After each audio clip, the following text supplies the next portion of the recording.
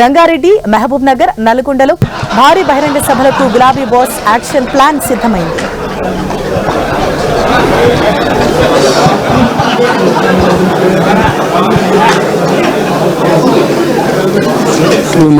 మన ఫ్రెండ్షిప్ ఏందో కానీ మీలో ఉందని నన్ను కొట్టేట్టున్నారు.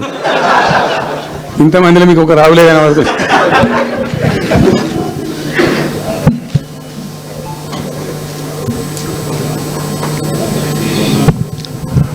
ఈరోజు ప్రధానంగా పార్టీ రాష్ట్ర కార్యవర్గం, TRS LP, TRS parliamentary party, మిగతా విస్తృతంగా వచ్చినటువంటి నాయకులందరితో కలిపి సమావేశం పెట్టుకున్నాం. ప్రధాన కారణం, the main agenda of the meeting was Palamuru Rangareddy ఎత్తిపోతల పథకంలో ఈ రాష్ట్ర ప్రభుత్వం మరియు కేంద్ర ప్రభుత్వం కలిసి తెలంగాణకు చేస్తున్నటువంటి ద్రోహం, తెలంగాణకు తలపెట్టినటువంటి దుర్మార్గమైనటువంటి విధానం మీదనే చర్చ జరిగింది. దీని కథ ఏంటంటే చాలామందికి తెలియదు, అవగాహన కూడా ఉండదు. కొత్త తరం వాళ్ళకైతే అసలు తెలియదు. ద రీజన్ వై ఈజ్ సమైక్య ఆంధ్రప్రదేశ్లో అత్యంత దారుణమైనటువంటి వివక్షకు గురైన జిల్లా పాత మహబూబ్ నగర్ జిల్లా. చాలా చాలా దారుణానికి. రీజన్ ఏంటంటే వనరులు లేక కాదు, వసతులు లేక కాదు. కృష్ణానది ప్రవేశిస్తదే మహబూబ్ నగర్ జిల్లాలో. సరే, ఇప్పుడున్న తెలంగాణ, అప్పుడు ఉన్న ఆంధ్రప్రదేశ్ మొత్తం చూస్తే కూడా 300 కిలోమీటర్స్ కృష్ణానది పారుతుంది కూడా మహబూబ్ నగర్ జిల్లాలో. 308 కిలోమీటర్లకు పారుతుంది. 308 కిలోమీటర్స్ పారుతుంది. ఇది రెండు రాష్ట్రాలు కలిపి లెక్క చూస్తే కూడా. అయినా కూడా 50 ఏళ్ళు అప్పటికి 50 ఏళ్ళు పరిపాలించినటువంటి కాంగ్రెస్ పార్టీ కానీ, ఆ తదనంతరం సుమారు దగ్గర ఒక 20 ఏళ్ళు పరిపాలించిన తెలుగుదేశం పార్టీ కానీ, పాలమూరుకు చాలా దారుణమైనటువంటి తిరిగి కోలుకోలేనటువంటి దెబ్బ కొట్టిన పార్టీలు ఈ రెండు పార్టీల ప్రభుత్వాలు.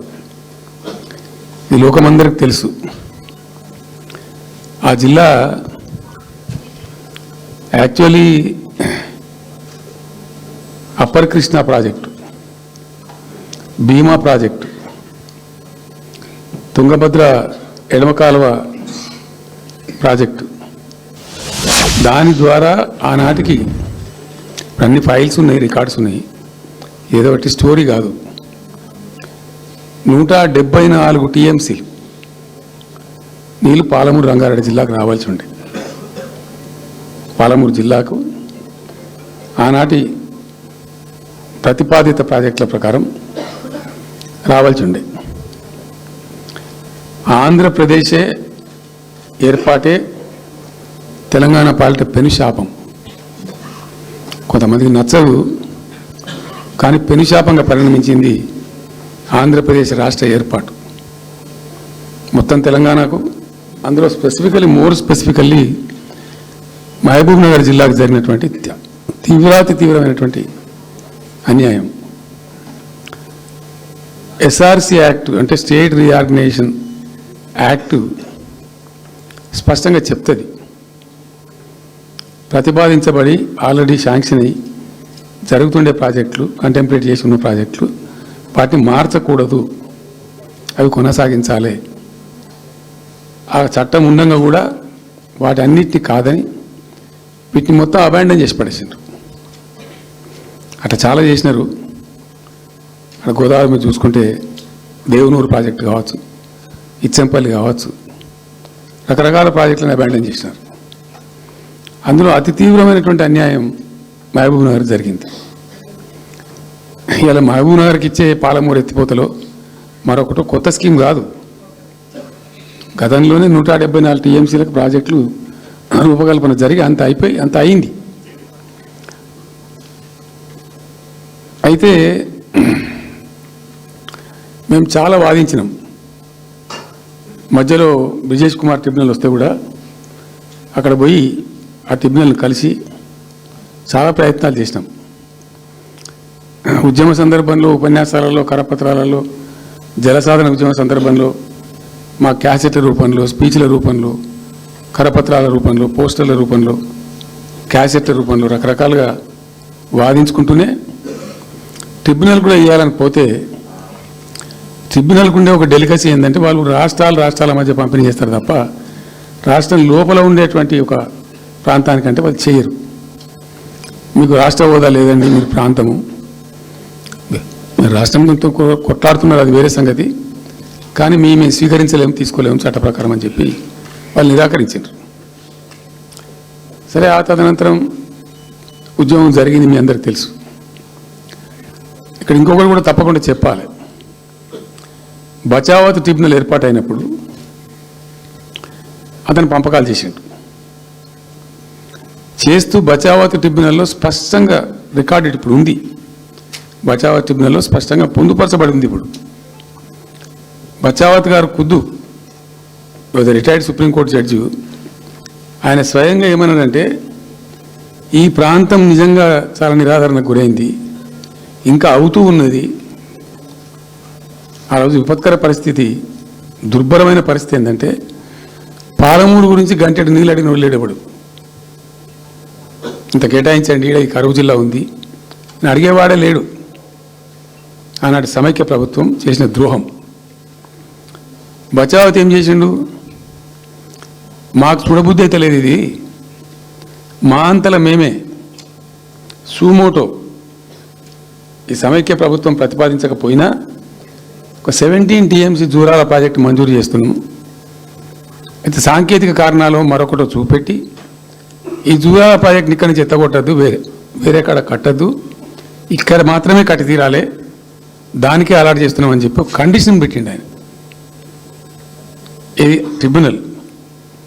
అతను ఒక న్యాయమూర్తిగా పనిచేసిన వ్యక్తి కాబట్టి చూడబుద్ధి కాక ఆ బాధ భరించలేక ఈ కామెంట్ కూడా రికార్డు చేసిండు ట్రిబ్యునల్లో. ప్లస్ ఆ 17 TMC జూరాల ప్రాజెక్టుకు కేటాయించిండు. ఎంత విషాదం అంటే అది ఎప్పుడో 74లో 74 నుంచి 78 దాకా జరిగింది కథ అంతా. అతను కేటాయిస్తే దానికి మూటినోడు లేడు, పట్టుకునోడు లేడు, తీసినోడు లేడు.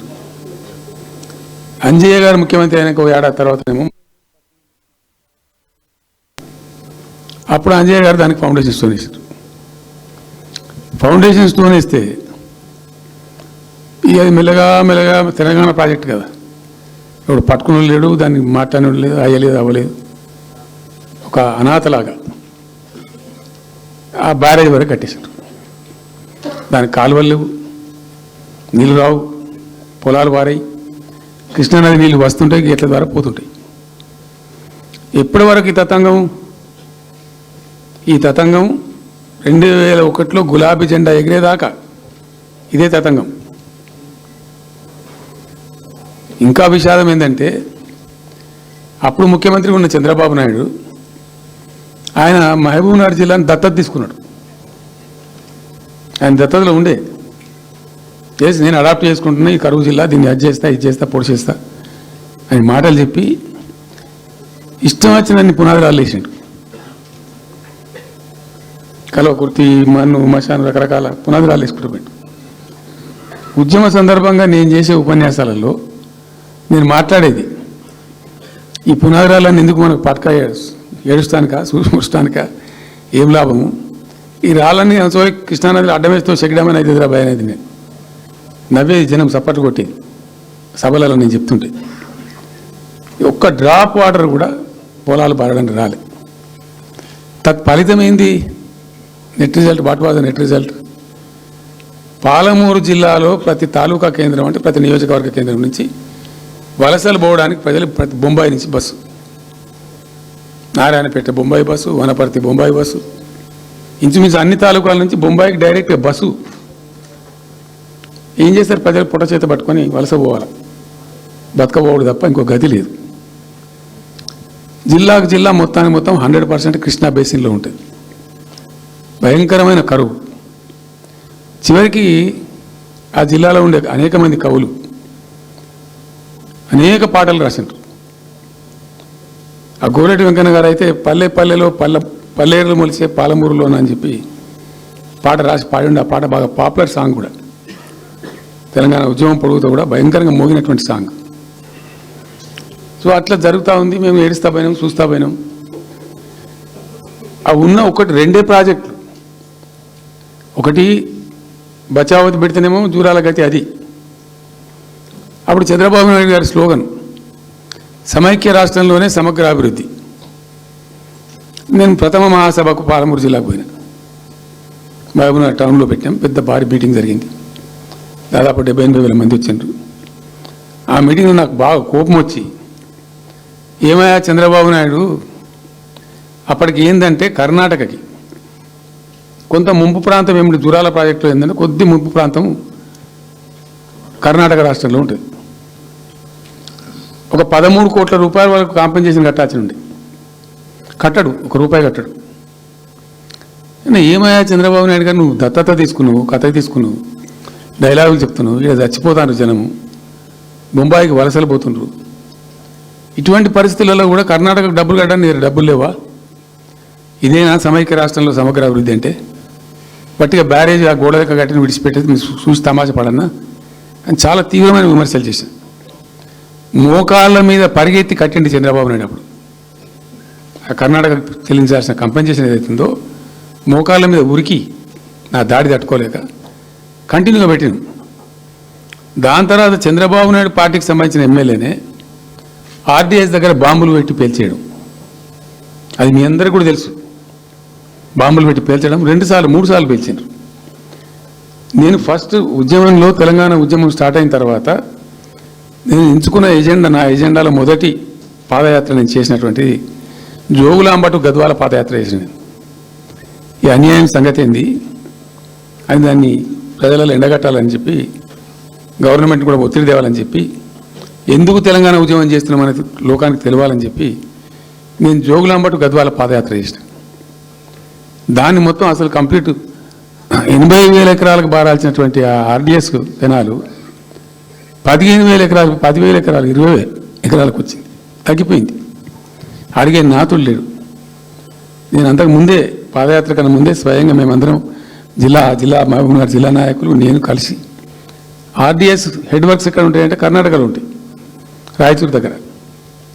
అక్కడ దాకా పోయి మొత్తం ఆశాంతం ఆ కాలువ పొడవుతో తిరిగి అర్థం చేసుకొని, ఆ తర్వాతనే నేను గద్వాల టు మన ఆలంపూర్ టు గద్వాల పాదయాత్ర పెట్టాం.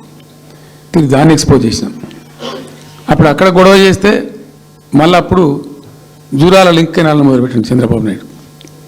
జూరాల టు ఆర్డీఎస్కు లింక్ కెనాల్ అని మళ్ళీ డ్రామా కట్టి, అంటే ప్రతిసారి ఏమార్చడము, తెలంగాణ ప్రజలను ఒక రకమైన దగా చేయటం తప్ప రాలే, ఒక డ్రాప్ వాటర్ రాలే, ఎప్పుడు రాలే. సరే కొట్లాడుతూ పోయినాం, ప్రజలు బాగా కలిసి వచ్చిండ్రు, సందర్భం కలిసి వచ్చింది, తెలంగాణ అదృష్టం బాగుంది, తెలంగాణ రాష్ట్రం ఏర్పడింది. ఇదంతా కూడా మీకు అన్నముందు జరిగిన చరిత్ర, ప్రతి ఒక్కరికి తెలిసిన చరిత్ర. ఇది ఏం కొత్త స్టోరీ కాదు, కల్పిత కథ కాదు, పుట్టించి చెప్పేది కాదు. పాలమూరు జిల్లా యొక్క దరిద్రం, ఆ దరిద్రంలోకి పాలమూరు నెట్టివేయబడ్డ పరిస్థితి. నేను అందుకే ఊకే మొత్తుకునేది కదా, తెలంగాణ వెనుకబడ్డ ప్రాంతం కాదు, వెనుక పడేయబడ్డ ప్రాంతం, వెనుకకు నెట్టివేయబడ్డ ప్రాంతం అని చాలాసార్లు చెప్పేది. నేను వందల ఉపన్యాసాల్లో చెప్పినాం. అది ప్రూవ్ టు బి కరెక్ట్. దాని తర్వాత ఎక్కడి దాకా పోయిన పరిణామాలంటే, పాలమూరు జిల్లాలో ఎండాకాలం వచ్చిందంటే గంజి కేంద్రాలు పెట్టేది. ఏడిసినాం మేము ఒకరోజు, గంజి కేంద్రాలతోని పాలమూరు, ఎందుకంటే యువకులంతా పాపం వలస ఉన్న ముసలి వాళ్ళు చచ్చిపోడు, తిండి దొరకక, దానికి గంజి కేంద్రాలు పెట్టి కమ్యూనిస్ట్ పార్టీలు వాళ్ళు వచ్చేది కొంత అడావుడు చేసి ప్రజలకు కొంత గంజి పోసే ప్రయత్నం. చివరి గంజి కేంద్రాలు పెట్టే స్థాయికి దిగజారిపోయింది పాలమూరు. కృష్ణా నది 300 కిలోమీటర్లు పారే జిల్లాలో చాలా దారుణం పోయింది. లివ్వా అంటే కేటాయింపులు ఉన్నాయి, పత ఉంది, కార్ఖానా ఉంది, అప్పర్ కృష్ణా పేరుంది, తుంగభద్ర కాలువ పేరుంది, రకరకాల బీమా ప్రాజెక్టు పేరుంది, అన్నీ ఉంటాయి కానీ ఇవి రాదు. చూడడానికి మళ్ళీ ముఖ్యమంత్రి దత్తత ఉంటుంది కానీ రాదు, ఏమీ రాలే. ఇంకా అందంగా ఈ ప్రాజెక్టులను నేను కూడా అప్పుడు తెలుగుదేశం పార్టీలో పనిచేసిన కదా, ఈ ప్రాజెక్టులకు పెండింగ్ ప్రాజెక్టులను పేరు పెట్టిన ఒక టైటిల్ గొప్పతనంలాగా పెండింగ్ ప్రాజెక్టుల జాబితాలో వాటిని తోసేసి పాలమూరున ఆ గతికి తెచ్చిండ్రు. సరే రాష్ట్రం వచ్చింది. వచ్చిన తర్వాత జరిగింది ఏంది, టోటల్గా మేము సమీక్ష చేసుకున్నాం. గోదావరి అయింది, గొంగడి అయింది, కృష్ణ అయింది, మనకు రావాల్సిన వాటా అయింది, దగా జరిగింది ఎక్కడ, ఎట్లా సరిదిద్దాలా, ఎట్లా మన ప్రయాణం ముందుకు పోవాలా, ఏం జరగాలి అని ఆలోచన చేసినాం. చాలా తీవ్రమైనటువంటి మదన పడ్డాం.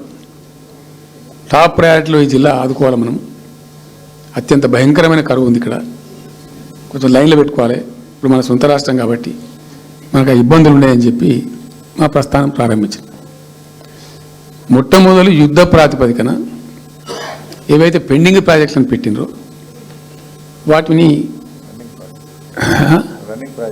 రన్నింగ్ చేసినాం. వాటిని అన్నిటికని నెట్టెంపాడు కావచ్చు, బీమా కావచ్చు, కల్వకుర్తి కావచ్చు, అన్నిటిని కూడా బ్రహ్మాండంగా లైన్లోకి తెచ్చినాం. తెచ్చి స్టార్ట్ చేసినాం. నికరంగా 6.5 లక్షల ఎకరాలకు ఆయకట్టు తెచ్చినాం ఆ పాలమూరు జిల్లాలో. మా గవర్నమెంట్ ఉన్నప్పుడే ఇది అక్కడ ప్రజలందరికీ తెలుసు, అందరికీ తెలుసు, ప్రతి వాళ్ళకి తెలుసు. సామర్థ్యాలు పెంచుకున్నాం కొన్ని. నెట్టెంపాడులో భాగంగా ఒకటి రేలంపాడు రిజర్వాయర్ ఉంటుంది. అది జస్ట్ 1.5 TMs, 1/4 to 2 TMs అది ఉండే. నేను రివ్యూ చేసి అక్కడ రైతులతో మాట్లాడి మీకు పంట పండదు, కష్టమవుతుంది కాబట్టి దీన్ని కొద్దిగా పెంచాలని చెప్పి డబుల్ ద సైజ్ చేసినాం, 4 TMs చేసినాం, పంట పండాలి కాబట్టి.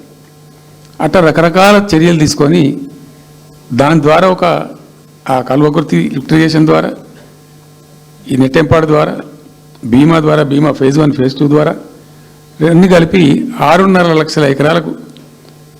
వాస్తవం చెప్పానంటే ఎంత దుఃఖభాజనం అంటే, ఎంత బాధాకరం అంటే, కృష్ణానది 300 కిలోమీటర్లు ప్రవహించేటువంటి పాలమూరులో 30,000 ఎకరాలు కూడా పారకం లేదండి. ఆర్డీఎస్ అన్ని కలిపి లేదు, అసలు రావు, నీళ్ళు రావు, కాలువ లేదు, పొలం లేదు, ఏం లేదు. అందుకే అది వలసల జిల్లా అని పేరు ఎందుకు వచ్చింది పాలమూరుకు? ఎందుకు వలస పోతారు ప్రజలు? ఎంత కంపల్షన్ ఉంటే పోతారు, ఎంత దుఃఖం ఉంటే పోతారు, ఎంత బాధ ఉంటే పోతారు. ఆ విధంగా ఒక 6.5 లక్షల ఎకరాలు దానికి తెచ్చినాం. మిషన్ కాకతీయలో కొద్దిగా ప్రయారిటీ పెట్టి, భౌగోళికంగా బాగా విశాలంగా ఉండే జిల్లా కాబట్టి ఇప్పుడు కొత్త జిల్లాలు తీసుకున్నాం, కానీ ఆ రోజు అది పెద్ద జిల్లా.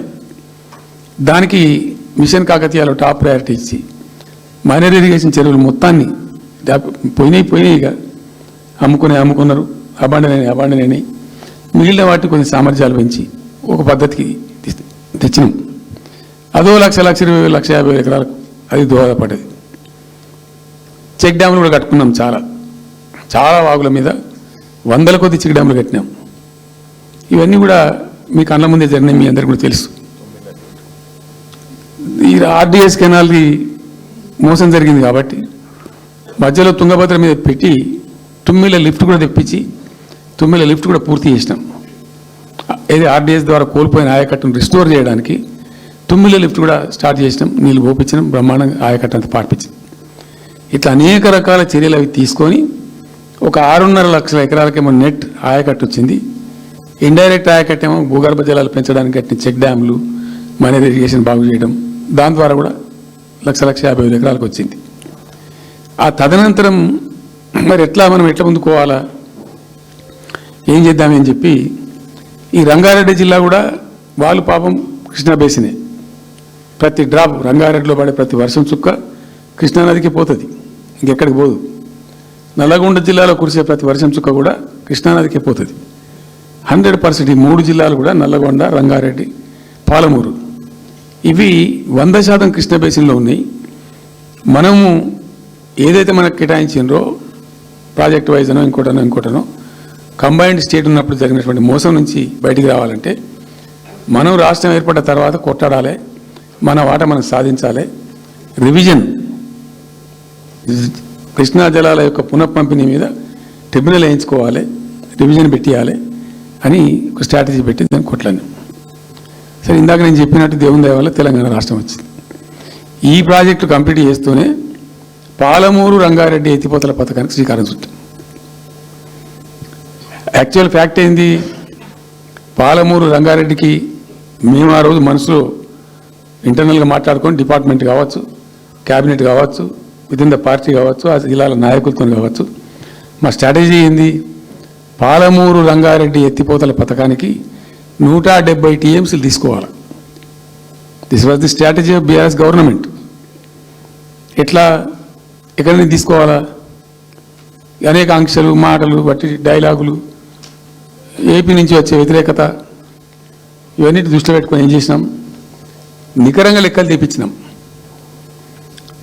ఈ మహబూబ్ నగర్ జిల్లాలో మైనర్ ఇరిగేషన్లో పాత చెరువులు ఏవైతే బచావుతున్నప్పుడు లెక్క పెట్టినటువంటి చెరువులు ఏవైతే ఉన్నాయో, ఉన్నాయన్నీ మాయమైనవన్నీ, వాటి సామర్థ్యం ఆ రోజు ఎంత, ఇవాళ నెట్ సామర్థ్యం ఎంత అని లెక్కలు తీసి కేంద్రానికి సమర్పించి ఒక 45 టీఎంసీ రెండు దానికి కేటాయించింది. ఆ రోజు మేము ఎంత అంటే 90.81 టీఎంసీ, 90.81 పాలమూరు రంగారెడ్డికి మేము కేటాయించింది ఆ రోజుకు. అయితే 170 ఎట్లా అంటే మరి మాకు ఇంకా వాటా వస్తుంది కదా, ట్రిబ్యునల్ వచ్చిన తర్వాత మాకు వాటా వస్తే దానిలో తీసుకున్న నీళ్ళని కూడా దీనికే మనం అటాచ్ చేసుకుంటామని చెప్పి 91 పాయింట్ తీసుకున్నాం. ఎట్లా తీసుకున్నాము, బచావత్ ట్రిబ్యునల్లోనే ఒక తీర్పు చాలా స్పష్టంగా ఉన్నది, డెసిషన్ అది, ట్రిబ్యునల్ యొక్క నిర్ణయం ఏంటిది, ఆంధ్ర వాళ్ళు మొదటి నుంచి కూడా మేము కొంత గోదావరి నీళ్లు కృష్ణా డెల్టాకు తెచ్చుకుంటాం, నాగార్జున ఆయకట్టుకు తెచ్చుకుంటాం, మరో దాన్ని తెచ్చుకుంటాం అనే పద్ధతులు మొదలుపెట్టి తెచ్చుకున్నారు. దాంట్లో భాగంగా 80 టీఎంసీలు వాళ్ళు తీసుకుంటున్నారు. ఇది పోలవరం కట్టి ఆ కెనాల్ అప్పుడు వైఎస్ రాజశేఖర్ తవ్విండి కదా, పట్టిసీమ లిఫ్ట్ పెట్టిండ్రు, ఇనీషియల్ లిఫ్ట్ పెట్టినారు, తర్వాత ఇప్పుడు కెనాల్ అయింది. సో దాన్ని 80 టీఎంసీలు వాళ్ళు వాడుకుంటున్నారు, ఎక్కువనే వాడుకుంటున్నారు. సో వాళ్ళు డిపిఆర్లో సబ్మిట్ చేసింది చాలా క్లియర్గా స్పష్టంగా, ఏమని 80 టీఎంసీలు మేము తీసుకుంటున్నాం, 80 టీఎంసీలు పైన 5 రాష్ట్రాలకు బచావ్ ట్రిబ్యునల్ ప్రకారం ఇస్తాం. అది 3 రాష్ట్రాలకు ఇస్తారు, తెలంగాణ రాష్ట్రానికి, కర్ణాటకకు, మహారాష్ట్రకు. తెలంగాణకు 45, వాళ్ళిద్దరు కలిపి 35, కర్ణాటకకు 21 టీఎంసీ, మహారాష్ట్రకు 14 టీఎంసీ. వాళ్ళిద్దరు కూడా వాడుకుంటున్నారు. అది కర్ణాటక వాళ్ళు already they are using 21 TMC ఏదైతే పోలవరం నీళ్ళు అక్కడ వాళ్ళు తీసుకున్నారు కాబట్టి దాని కంపెన్సేటర్ కింద వచ్చినటువంటి దాన్ని they are using it, right రాయాలి. మహారాష్ట్ర కూడా వాడుతున్నారు, లెక్కల్లో చూపించారు వాళ్ళు, వాళ్ళ ప్రాజెక్టుల డిపిఆర్లో వాళ్ళ లెక్కల్లో చూపెట్టిండ్రు. ఇక వాడుకోవాల్సింది వాళ్ళు మనం. సో ఆ 45 టీఎంసీ మనది ఉంది కదా, మనకు ట్రిబ్యునల్ కేటాయించిందే కదా, అప్పనంగా ఏదో వచ్చేది కాదు కదా. సో ఆ 45 ఈ మైనర్ ఇరిగేషన్ లాసెస్ 45 కలిపి 90.81 టీఎంసీలకు దాన్ని ప్రతిపాదించాం. It has a strong basis, ఏదో గాల్లే అడవులు జమాబందీ ఏర్పడతాడు చేసింది కాదు, స్పష్టమైనటువంటి విధానంతో ఒక అవుట్లుక్తో భవిష్యత్తు ప్రయోజనాలను దృష్టిలో పెట్టుకొని చేసినటువంటి చర్య చేసినాం. ప్రాజెక్టు 30,000 కోట్లు, 35,000 కోట్లు మంజూరు చేసినాం. అందులో 27,000 కోట్లు ఖర్చు పెట్టినాం.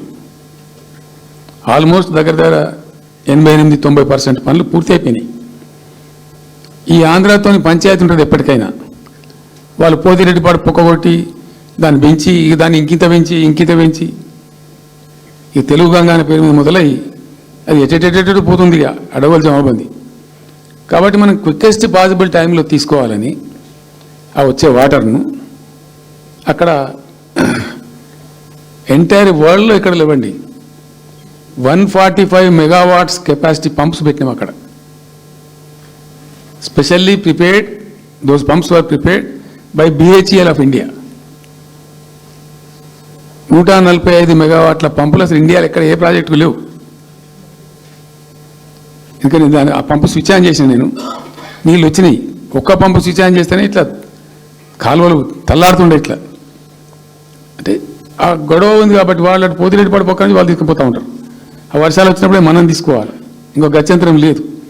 కాబట్టి క్విక్కెస్ట్ పాసిబుల్ టైంలో ఈ రిజర్వాయర్లు నింపుకుంటే మనం సేఫ్ అయిపోతాము, జిల్లా కాడికి కొంత న్యాయం జరుగుతుందని చెప్పి ఆ 145 మెగావాట్స్ కెపాసిటీ ఉండే పంప్స్ పెట్టినాం.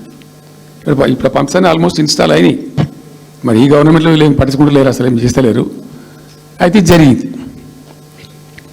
జరిగిన తర్వాత ఏమైంది, అనుమతులు అంత సాధించారు. దాని మీద చాలా చాలా మెలికలు పెట్టినారు. ల్యాండ్ అక్విజిషన్ ప్రాబ్లం చేసినారు. అయినా 27,000 ఎకరాలు మేము అక్వైర్ చేసినాం సక్సెస్ఫుల్గా.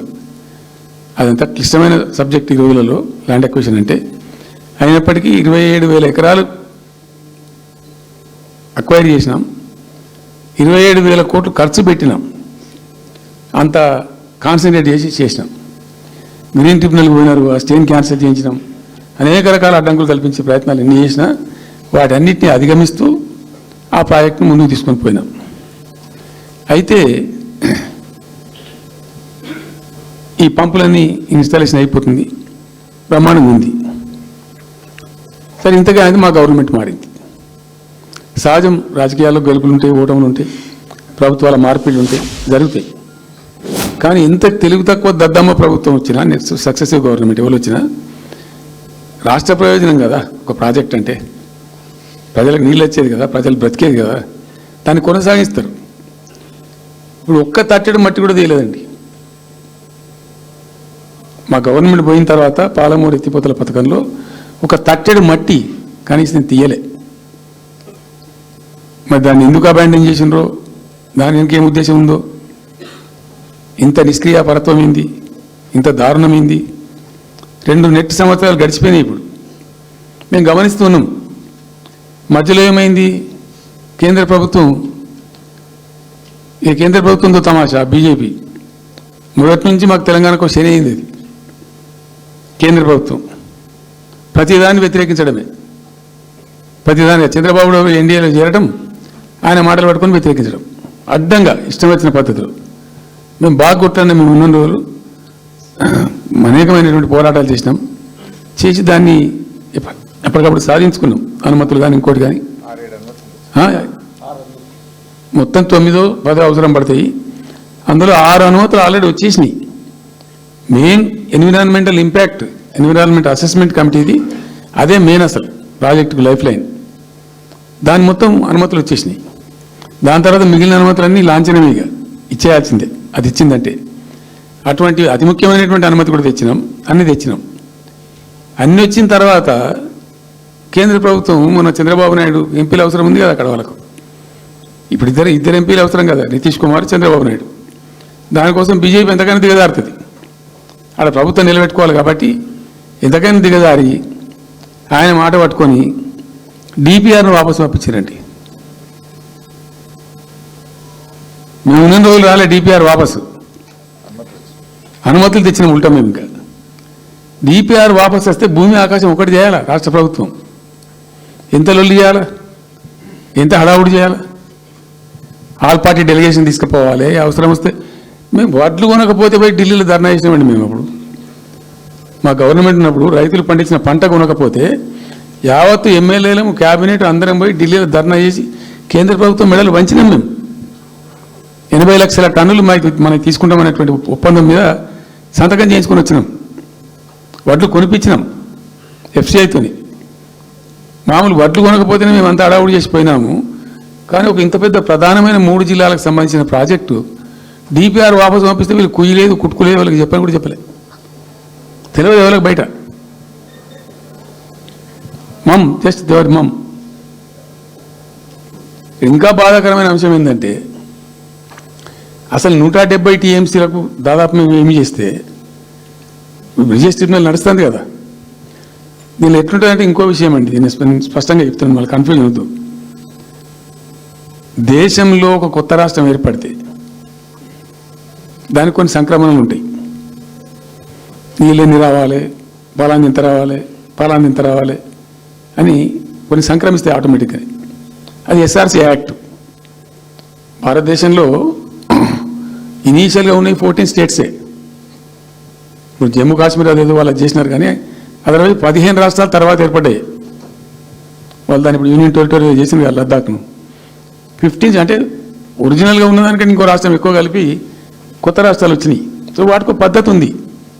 ఏ రాష్ట్రం ఏర్పడ్డప్పుడు దానికి ఏదేమి ఇవ్వాలి, హైకోర్టు ఎట్లా, పలాంది ఎట్లా అన్నీ దానికి ఒక చట్టం ఉంది. అవన్నిటిని బుల్డోజ్ చేస్తూ ఇక్కడ ఇయ్యలే. నీళ్ళు ఎన్ని రావాలా? ఫస్ట్ ఛాయిస్ వాళ్ళకి ఇస్తారంటే ఆ రాష్ట్రాలకు ఇస్తారు. ఏ రాష్ట్రాలు అయితే విడిపోయినాయో మీరు మ్యూచువల్ అండర్స్టాండింగ్లో చేసుకోండి అని ఇస్తారు. ఇక్కడ పొసిగే కార్యక్రమం కాదు.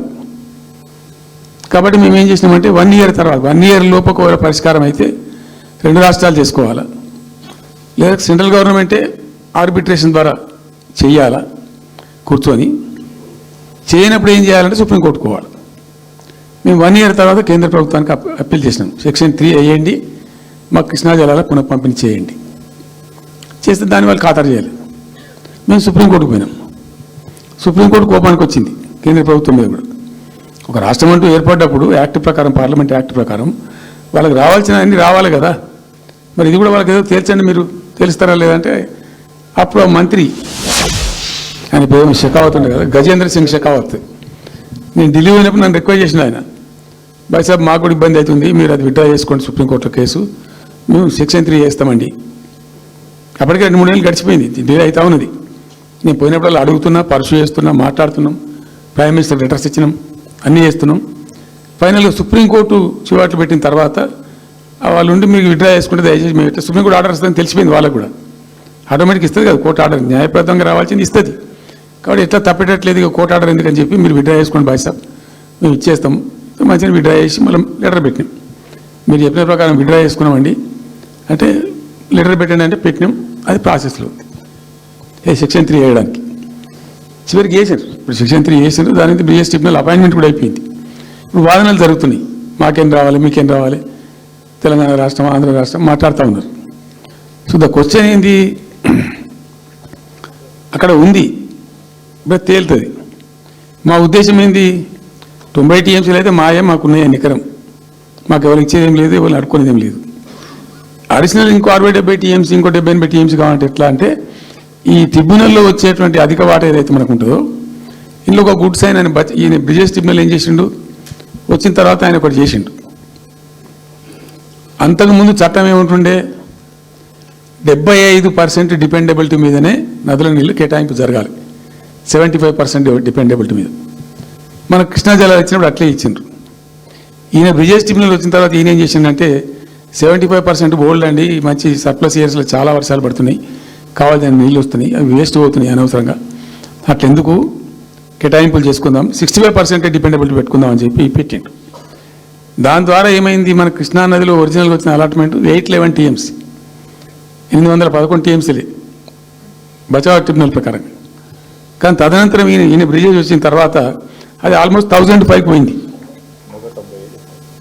ఇంకో 195 TMC పెరిగింది, ఆ 10% యాడ్ చేసే వరకు పెరిగితే అలా మనకు కూడా ఆటోమేటిక్ వాటా వస్తుంది. ఇప్పుడు తేలుతుంది అది. సో మేము ఆశపడ్డది ఏంటంటే ఒరిజినల్గా పెట్టుకున్నటువంటి ఈ 90 TMC అది బచావ్ ట్రిబ్యునల్ ఇచ్చిందే 45 TMC. 45 TMC మనం మైనర్ ఇరిగేషన్ లెక్కలు బాధ్యత తీసి ఇచ్చినాం కాబట్టి అది యాక్సెప్ట్ చేసిన వాళ్ళు. ఈ 90 TMC ప్లస్ ఇప్పుడు అడిషనల్ వచ్చేది కలిస్తే మనకు దాదాపు 170-160 దాకా తీసుకొని పోవచ్చు. కంఫర్టబుల్ ఉంటాం మనం, ఇక్కడ డ్రింకింగ్ వాటర్ కానీ ఇంకోటి కానీ బాధ లేకుండా ఉంటాం, ఆ జిల్లా సుభిక్షం అవుతుంది అని ఆల్రెడీ పాలమూరు జిల్లాలో తెచ్చుకున్నటువంటి 6.5 లక్షల ఎకరాల ఆయకట్టు ప్లస్ దీనిలో ఒక 7 లక్షలు వస్తుంది పాలమూరు, అంటే 13.5 lakhs పోతుంది. పాలమూరు జిల్లా కాడికి వస్తే నియోజకవర్గానికి 1,00,000 ఎకరాలు వాడాలి. అంత కృషించి అంత కునారిల్లి 60 ఏళ్ళు ఏడిచి గోసపడ్డ పాలమూరుకు ఒక పెద్ద రిలీఫ్ వస్తుంది. దీంతో మొత్తం జిల్లా టాప్ టు బాటం అంతా కూడా అద్భుతమైనది ఉంటుంది. గ్రావిటీ వారేకాడికి గ్రావిటీ వాడుతుంది, లిఫ్ట్ వాడుతుంది, చాలా అద్భుతంగా ఉంటుంది అని చెప్పేసి. తర్వాత వర్షపాతం నీళ్ళు కూడా చాలా వరకు ఈ చెక్ డ్యామ్లలో దానిలో అడ్డుకుంటాం కాబట్టి గ్రౌండ్ వాటర్ కూడా బాగా పెరుగుతుంది. ఎట్లా ఫ్రీ పవర్ ఇస్తున్నాం కాబట్టి దాని ద్వారా కూడా లాభాలు జరుగుతాయని చెప్పి అసెస్మెంట్ చేసి ఇచ్చినాం. నిజంగా కూడా పాలమూరు ఒక టైంలో తెలంగాణ వచ్చిన తర్వాత 4-5 ఏళ్ళకి నేను పోతే ఎందుకో పోయినాం, బస్సు యాత్ర చేస్తే చాలా అద్భుతంగా ఎక్కడికక్కడ వరికోత మిషన్లు, కల్లాలు, అంతకుముందు పాడుబాట ఇల్లు కనిపించే పాలమూరులో నా కళ్ళతో నేనే చూసిన. ఇంకా ఇది అంతా కంప్లీట్ అయిపోతే ఈ అనుకున్న 15 లక్షల ఎకరాలకు నీళ్ళు వస్తే చాలా దివ్యంగా ఉంటుందని చాలా సంతోషపడుకుంటూ పోయినాం. సరే, ఇప్పుడు కేంద్ర ప్రభుత్వం కొత్తగా తాకీదు, అది ఎవరు చెప్పినారో తెలియదు. వాళ్ళు చెప్పడం చెప్తున్నారు, ఇప్పుడు గవర్నమెంట్ ఉన్న వాళ్ళు చెప్పడం చెప్తున్నారు. ఏంది, మీరు 90 టీఎంసీలు పెట్టుకున్నారు, పాత గవర్నమెంట్ పంపించింది. ఒకటి డిపిఆర్ తిప్పి పంపించిండ్రు, దాని మీద సడి లేదు, సప్పుడు లేదు, లుల్లి లేదు, లుకాండం లేదు, తల ఊగుతున్నారు. ఎందుకు తల ఊగుతున్నారు? రాష్ట్ర ప్రయోజనాలు కాపాడడానికి లేకపోతే, రాష్ట్రానికి వచ్చిన నీళ్ళని కూడా కాపాడే స్థితి లేకపోతే ఇదేం దద్దమ్మ ప్రభుత్వం? ఇంత చేతగాని ప్రభుత్వం ఉంటే ఎట్లా? నోరు లేని ప్రభుత్వం ఉంటే ఎట్లా? పెద్ద నోరు పెట్టుకొని పెద్ద గడబడి చేయాలి కదా. ఒక 10 టీఎంసీలు పోతేనే ఒక్కొక్క రాష్ట్రం ఎక్కడ దాకా పోయి కొట్లాడతారు. ఇవాళ మొత్తం డిపిఆర్ఏ పంపించి ప్రాజెక్ట్ని ఆగం చేసే పరిస్థితి వస్తే సప్పుడు లేదు ఒకటి. రెండవది, ఇప్పుడేం చేసిండ్రు, ఇరిగేషన్ మంత్రికి లెటర్ రాసిండ్రు. వాడు చెప్పిండా చెప్పలేదు భగవంతుని గారికి, 45 టీఎంసీలు ఇవ్వండి మాకు అనుమతి అని చెప్పి. ఎట్లా రాస్తావు నాకు అర్థం కాదు. నువ్వు ఏ ముఖం పెట్టుకొని రాస్తావు? ఇది ప్రభుత్వమా? అంటే ఉన్న వస్త్రానికి పోతే అనవసరం పోయింది అన్నట్టు ఉన్నది కొట్టుకుంటారు ఎవడన్నా? ఎవరై నీళ్ళు అవి? ఆల్రెడీ బచావ్ ట్రిబ్యునల్ తీర్మానంలో ఇచ్చింది, దాన్ని కర్ణాటక వాడుతుంది, అటు మహారాష్ట్ర వాడుతుంది. వాళ్ళ లెక్కల్లో చూపెడుతున్నారు వాళ్ళు. ఆల్మట్టి డ్యాంలో వినియోగంలో చూపెడుతున్నారు వాళ్ళు. మాకు వచ్చిన 21 టీఎంసీ మేము ఇక్కడ వాడుతున్నామని చెప్పి. ఆ 2 ఎగువ రాష్ట్రాలు వాడుతుంటే ఇక్కడ వచ్చి మనకు వచ్చినటువంటి ఇది బాజాప్తా, అది కూడా ట్రిబ్యునలే కదా, బచావత్ కూడా ట్రిబ్యునలే కదా. ఆ ట్రిబ్యునల్ తీర్పు ద్వారా వచ్చిన 45 టీఎంసీలు నువ్వు ఎందుకు ఆపుతున్నావు ఇప్పుడు? ఇది రాష్ట్ర ప్రభుత్వమా? ప్రభుత్వం ఉందా? నిద్రపోతున్నారా? ఇంతసేపు రియల్ ఎస్టేట్ దందా తప్ప ఇంకోటి లేదా? ఇల్టు భూములు ఎట్లా అమ్ముదాం, పల్టు భూములు ఎట్లా అమ్ముదాం, ఆ భూములు ఎట్లా దెబ్బ పెడదాం, ఇంకెంత కమిషన్ కొడదాం, ఇది తప్ప రాష్ట్ర ప్రయోజనాలు, నీళ్లు, రైతులు, మనుషులు లేరా? ప్రాజెక్టులు ఎందుకు 2 నెలల నుంచి ₹1 పెట్టలే? ఎందుకు ఒక తట్టడి మట్టి తీయలే? ఎవరు నిరోధించింది మిమ్మల్ని? ఎవరు అడ్డుపడ్డారు మీకు? ఎవరు కట్టేసారు మీ కాళ్ళను? అటు పైసా పనిచేయరు, నిష్క్రియాపరత్వంగా ఉంటారు. డిపిఆర్ పంపిస్తే సపోర్ట్ చేయరు. ఇలా చివరికి 45 టీఎంసీ అని రాస్తారు. అంటే ఏం కాబోతుంది? ఎవరో ఒత్తిడి ఉంది దీని వెనుక? ఏం కుట్ర దాగుంది ఇది? 2 ఏళ్ళ నుంచి నేను మౌనం పాటించి చూసుకుంటూ వస్తున్నాం. తప్పని పరిస్థితి నేను బయలుదేరినప్పుడు తప్పదు. అటు కేంద్రాన్ని ఎక్స్పోజ్ చేస్తాం, ఇటు రాష్ట్రాన్ని ఎండగడతాం ప్రజల మధ్యలో ఖచ్చితంగా. ఇవాళ మొత్తం విస్తారంగా మాట్లాడినాం, చర్చించినాం, చాలా పెద్ద ప్రజా ఉద్యమాన్ని శ్రీకారం చుడతాం. కంపల్సరీ పాలమూరు, రంగారెడ్డి, నల్లగొండ జిల్లాలలో గ్రామాన దానికి పోస్టర్ డిజైన్ అవుతుంది, కరపత్రం డిజైన్ అవుతుంది, ప్రజా ఉద్యమాలు చేస్తాం, పెద్ద బహిరంగ సభలు పెడతాం. నేను స్వయంగా అటెండ్ అవుతున్న బహిరంగ సభలకు. ప్రజాక్షేత్రంలో ఈ ప్రభుత్వం యొక్క నిష్క్రియాపరత్వాన్ని ఎండగడతాం. ఇప్పుడు వాయిస్ అయితే తెలంగాణకు, మరి తెలంగాణకు ఉన్న ప్రభుత్వం మాట్లాడకపోతే ఇంకెవరు మాట్లాడాలా? మాకు 2 బాధ్యతల్ని, ఒకటి తెలంగాణ తెచ్చిన పార్టీగా, రెండవది ప్రధాన ప్రతిపక్షంగా కూడా కంపల్సరీ మా డ్యూటీ మేము చేయాలి. అందుకోసం గాను వీళ్ళు ఏదో తమాషకు మేము అదొకటి అడ్డం పొడుగు మాట్లాడి, కిరికిరి మాటలు మాట్లాడి, ఈ కారు కూతలు కూసి ఏదో చేస్తామనుకుంటే నలవదిగా. ఈ ఏడాది దాకా వేరే కథ, రేపటి నుంచి వేరే తోలు తీస్తాం ఎక్కడికక్కడ. ప్రజలు ఖచ్చితంగా ఎక్కడికక్కడ నిలబెట్టే ప్రయత్నం చేస్తాం. అడుగున చెక్ చేస్తాం, ప్రతి విషయంలో చెక్ చేస్తాం. Sufficient time we have given. మేము తొందరపడి మేము ఎందుకు కన్నీరు అయ్యి మా ప్రభుత్వం కూడా 8 వేలు వచ్చింది అనేటువంటి ఒక పిచ్చి అయ్యి అట్లా మేము చేయలే, అటువంటి వాడికి పోలే. ఇష్యూల మీద పోరాడుతున్నాం, ఒకే ఫీజు రియంబర్స్ మీద పోరాడుతున్నాం, ఇంకోటి పోరాడుతున్నాం, రకరకాల భూదందాల మీద, దోపిడీ మీద, లగచర్ల మీద, గిగచర్ల మీద పోరాడుతున్నాం. పార్టీ కొట్టాడుతున్నది, తప్పదు కాబట్టి కొట్టాడుతాం. ఇప్పుడు మొత్తం మొదటికే ముప్పు వచ్చే పరిస్థితి ఉంది. అటు గోదావరి మీద అరాకిరి చేసి చంద్రబాబు నాయుడు, ఏపీ ప్రభుత్వం నల్లమల సాగరు, ఈ సాగరు, ఆ సాగరు, అటు గోదావరి దోపిడీ జరుగుతూ ఉంటే దాని మీద సప్పులు లేదు. ఇటు కృష్ణలో ఇంత ఘోరంగా పాలమూరు ఎత్తిపోతల మీద దీని మీద సప్పులు లేదు. మరి ఎవరి ప్రయోజనాల కోసం ఉన్నట్టు రాష్ట్ర ప్రభుత్వం? ఏం చేయడానికి ఉన్నట్టు, ఏం జరుగుతున్నట్టు ఈ రాష్ట్రంలో? కాబట్టి ఎట్టి పరిస్థితుల్లో నేనే స్వయంగా రంగంలో దిగాలనుకున్నా, దిగినాం. ఈరోజు డిసిషన్ అయిపోయింది. 2-3 రోజులలో, 2-3-4 రోజులలో, రాబోయే 3-4 డేస్లో ఆయా జిల్లాల నాయకులతో సమావేశమై ఖచ్చితంగా చాలా పెద్ద ఎత్తున అక్కడ గ్రామానికి డప్పు కొడతాం, మొత్తం సభలు పెడతాం, కవులు, గాయకులు, కళాకారులు అందరినీ తట్టి లేపుతాం. మీ పత్రికా విలేకరులను కూడా రిక్వెస్ట్ చేస్తాం, అక్కడ జరిగే అన్యాయాన్ని, ప్రజలకు జరిగేటువంటి అన్యాయాన్ని, ఈ జలదోపిని అరికట్టాలని, ఈ కేంద్ర ప్రభుత్వం అవలంబిస్తున్న విధానాన్ని కూడా తప్పకుండా చేస్తాం. ఇన్ని రోజులు ఒక రకంగా పోయినాం, కానీ తప్పేటట్లేదు. ఇప్పుడు ఎవరితోనైనా సరే కొట్లాడతాం, తెలంగాణ కోసం భయపడం, యాందాకాని పోతాం, ఈ కొండ మీద గోపైనా సరే కొట్లాడతాం, తప్ప ఇడిచిపెట్టాం. ఇక్కడ ఏమి ముఖాలు చూసేది కానీ ఇంకోటి కానీ నైసిటీస్ ఏం లేవు. There is no nicety at all. Will fight, డెఫినెట్గా ఫైట్ చేస్తాం. ఎందుకంటే రక్షించుకోవాలి, రాష్ట్రం యొక్క హక్కులు రక్షించుకోవాలి, నీళ్లు రక్షించుకోవాలి, రాష్ట్ర ప్రజల ప్రయోజనాలు రక్షించుకోవాలి. ఈ విధంగా ఇప్పుడు మా కళ్ళ ముందు జరిగినటువంటి దీనిలో ఈ దుర్మార్గంలో ఎట్లా మౌనం పాటిస్తాడు కేసీఆర్? ఎందుకు మౌనంగా ఉంటాం? ఎవరి కోసం ఉంటాం? ఎందుకోసం ఉండాలి? కాబట్టి అరాకిరి ముచ్చట్లు కావు. ఇష్టం వచ్చినట్టు మాట్లాడి, ఇష్టం వచ్చినట్టు ఆల్తు ఫాల్తు కూతలు కూసి ఏదో చేస్తామంటే అది జరిగేది కాదు, జరగనీయం. రెండవది, ఈ ప్రభుత్వం కూడా సర్వభ్రష్ట ప్రభుత్వం, సర్వంలో భ్రష్టమైంది. మేము చెప్తా, బీజేపీ కథ కూడా చెప్తా. ఎందుకు చెప్పా? డెఫినెట్గా చెప్తాం. అరే నువ్వు మా ఇంట్లోకి వచ్చి మాకు దూసుకపోతా అనుకుంటామే, నాకు అర్థం ఎవరైతుంది. ఏమైనా ఉండొచ్చు కాక, ఏమైనా ఉండకపోవచ్చు కాక, నీ చేపెట్టి పైసలు కూర్చుకుంటా అంటే ఊకుంటామా? సాధారణ కాడికైతే కొట్లాడతాం కదా. యాక్చువల్లీ ఒక పద్ధతిలో ఈ రాష్ట్రం ఒక క్రమ పద్ధతిలో మంచిగా ముందుకు పోతూ ఉంటుంది. సంక్షేమం విషయంలో కానీ, అభివృద్ధి విషయంలో కానీ, పారిశ్రామికీకరణలో కానీ, ఐటీ రంగంలో కానీ, క్రైమ్ తగ్గించడంలో కానీ, లా అండ్ ఆర్డర్ మెయింటైన్ చేయడంలో కానీ ఒక మంచి పద్ధతిలో పోతూ ఉండే. ఇవాళ ఏందండి, జంట నగరాలలో పట్టభాగాలు నడి రోడ్డు మీద హత్యలు జరుగుతున్నాయి, అడిగే దిక్కు లేదు. మానభంగాలు జరుగుతున్నాయి, రేపులు జరుగుతున్నాయి. ఎన్సీఆర్బీ రిపోర్ట్ ప్రకారంగా 20% క్రైమ్ రేట్ పెరిగింది తెలంగాణలో. పీస్ఫుల్ స్టేట్ ఉండే, ఫ్రెండ్లీ పోలీసింగ్ ఉండే, అవన్నీ ముఖ్యమైపోతున్నాయి ఇవాళ తెలంగాణలో. చూస్తున్నాం మేము, మనం పాటించడానికి చూసుకుంటూ, గమనించుకుంటూ, రికార్డు చేసుకుంటూ అని చర్చ చేస్తున్నాం. ఎప్పటికప్పుడు పెరిగిపోయినాయి. వాగ్దానాలు ఏంటంటే వీళ్ళు చేసినాయి. మంచిగా ఉన్న ప్రజలను,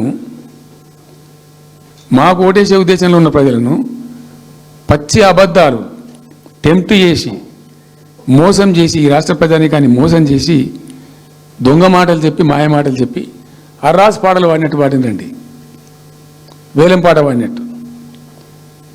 కేసీఆర్ 10,000 ఇస్తాడు రైతు బంధుకు, మేము 15,000 ఇస్తాం. మహిళలకు 2,500 ఇస్తాం. కేసీఆర్ కళ్యాణ లక్ష్మి ₹1,00,000 ఇస్తాడు, మేము తులం బంగారం కల్పిస్తాం. మీరు పెళ్లిళ్ళు చేసుకోకుండా ఆపుండ్రి. ఇదే ప్రభుత్వం మీరు చెప్పినటువంటి మాటలు, పెళ్లిళ్ళు చేసుకుంటూ ఆగిపోండి, మీరు నవంబర్లో చేసుకునే బదులు డిసెంబర్లో చేసుకుంటే తులం బంగారం కూడా వస్తుంది. ఉపన్యాసాలలో చెప్పినండి, మా ఉన్నాయి ఆ క్యాసెట్లని. ఇంకేం చెప్పిండ్రు? పెన్షన్ తీసుకునే ముసలి ఎవరైతున్నారో నవంబర్లో తీసుకోకుండా డిసెంబర్లో 4,000 వస్తుంది. తెల్లారే ఇంకేం మాట్లాడిండ్రు? ఏంటి అది? 2 లక్షల రుణమాఫీ అని నరికిండ్రు. ఉరుకుండ్రి బ్యాంకుల పంట పోయి జల్దీ తెచ్చుకోండి. ఇక ఒక్కటి కాదు, అట్లా అర్రాస్ పడవాడినట్టే. చివరికి విద్యార్థులకు, పాపం పేద విద్యార్థులకు ఇండియా ఒక స్కూటీలు కాదా బాబు, చాలా ఉన్నాయి. శాంతానంత లిస్ట్ 420 హామీలని చాలా ఉన్నాయి. ఇంకొన్ని హైలైట్ చేసి చెప్తున్నాను. అంటే టెంప్ట్ చేయడంలో, ఫర్ ఎగ్జాంపుల్ ఇప్పుడు ఇండియా మొత్తంలో ఎక్కడ ఇయ్యరండి. మేము మొత్తం కూడా 100% సమ్మిళితమైన అభివృద్ధితో మేము ముందుకు పోయినాం.